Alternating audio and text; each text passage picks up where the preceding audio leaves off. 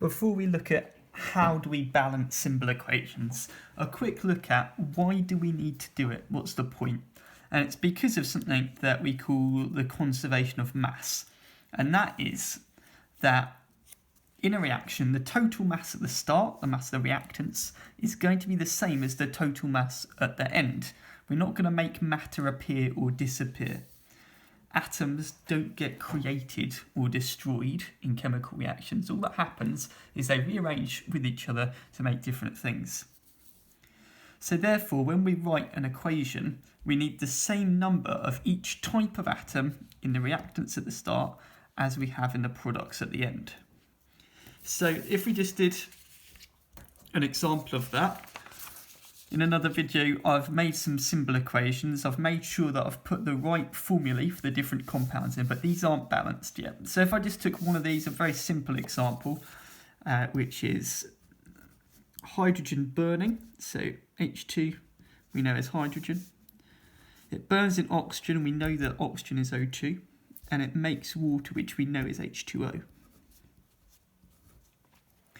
Now if we look at the amount of atoms of each type that we've got here, we see that on the left hand side we've got 2 hydrogen atoms, and on the right hand side we've got 2 hydrogen atoms, so that's good.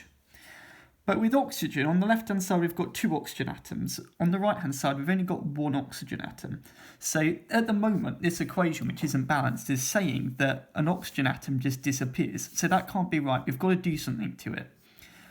Well, why don't we just put a little 2 there and that solves our problem? Can we do that? The answer is absolutely not, because H2O2 is a completely different thing to water. Water is always H2O, it's got to be. H2O2 is something very different. If you got those confused in real life and you drank H2O2, you would die. So we can't do that because hydrogen is always 2 atoms joined together, H2. Oxygen is always 2 atoms joined together, O2. And water is always 2 hydrogen atoms joined to 1 oxygen atom. So what we would do is we'd instead put the 2 there, and we'd say, okay, it makes 2 molecules of water.